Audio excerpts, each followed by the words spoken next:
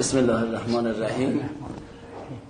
امروز نمونه دیگری از عزیزانی که بهبودی پیدا کردن در خدمتشون هستیم، ولی خب با توجه به اینکه ایشون آذری زبان هستن، حالا من صحبت‌های ایشون را سعی می‌کنم به زبان آذری ترجمه کنم و خدمتتون تقدیم کنم.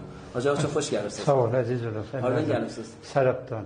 بله، از شهرستان سراب تشریف آوردن. حاج آقا siz قبلا harda visit ediblər? Mən Tehran'da. Tehran'da. Bəli. Və ondan sonra harda visit olubsunuz? İndi Təbrizdə. Nə, Hacı ağa siz harda gördü? Azavazatda Kərəşdi. Kərəşdə səni visit etdi, ay Təbriziyan, Aytullah Təbriziyan. Bəli. Əvvəl müddətə visit elədi ki, oruçluğa 3 gün qoydu, o 3 gün getmişdi. بله. 3 روز به ماه رمضان حاج آقایشون رو در کرج و 1 مرتبه هم در تهران ویزیت کردن و سری آخر هاردا ویزیت کردن. سری آخر قره‌قاج'da. و سری آخر در شهرستان قره‌قاج از آذربایجان شرقیشون ویزیت شدن. حاج آقا buyura bilərsiniz mərhələçiliğiniz nə idi? Bəli, plaketim mənim Qulqulu Harikayımızı ilə düz demidilər. Nəvədi yeşdən. Gəldim bir də döydülər, elə dava verdilər, getdim, gəldim. İndi də buyurlam elə güydüm, yoruldum bir də getdim Təbrizə. Təbrizdə də buyurlam yenə gedirəm döydülər. Sonra buyurlam Hacı ağa eşitdim. Gəldim Kərəcə, uşaqlar dedilər. Gəldim əlhəmdülillah Hacı ağa mənə bir servis dava yazdı. Bu davaları yazandan sonra mən yedim, yiyəndən sonra gördüm gün mənim vəziyyim xoşalır, düzəlir. حاج آقا میخوام من این نتایجش ترجمه کنم. عرض کنم میفرمایید که در سال 1391 متوجه بیماریشون شدن که گلبولای خونشون هم سازگاری نداشته ظاهرا. بعد و دکترای خیلی زیادی هم مراجعه کردن، نتیجه نگرفتن.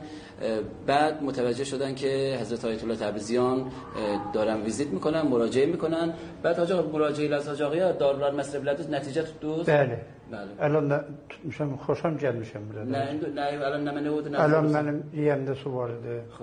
Nəfəsim təng idi, qıçım yerimizdi. İlahi maşallah ondan xuşiyyətim olurdu.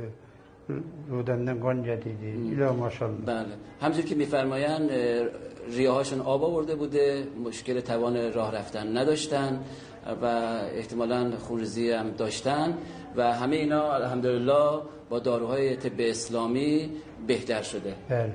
الان آقا ناراحتçılığın nə mənə var? Narahatlığım heç elə bir bu başımda bir zadı var idi, bir də bu boğazımda şişmişdi. Ondan ötüyü gəlmişəm. بله. تمام بیماریاشون الحمدلله بهتر شده، فقط میگن که یه زخمی در پیشانی دارن، ان شاء الله اینم با داروهای طب اسلامی ان شاء الله بهتر بشه.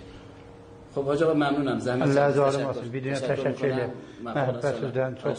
Allah عزیز olsun. الان heç də müşkülün yoxdur. Yox, heç də təqədir luladı gəldim, bir də davalarım qutulmuşdu. Dedim yenə təmdid elə ya yox. بعد یبوست الان یخونده؟ yox. اصلا هیچ چیزی yox. بله میفرمان البته یبوست شدیدی هم داشتن که اینم برطرف شده الحمدلله.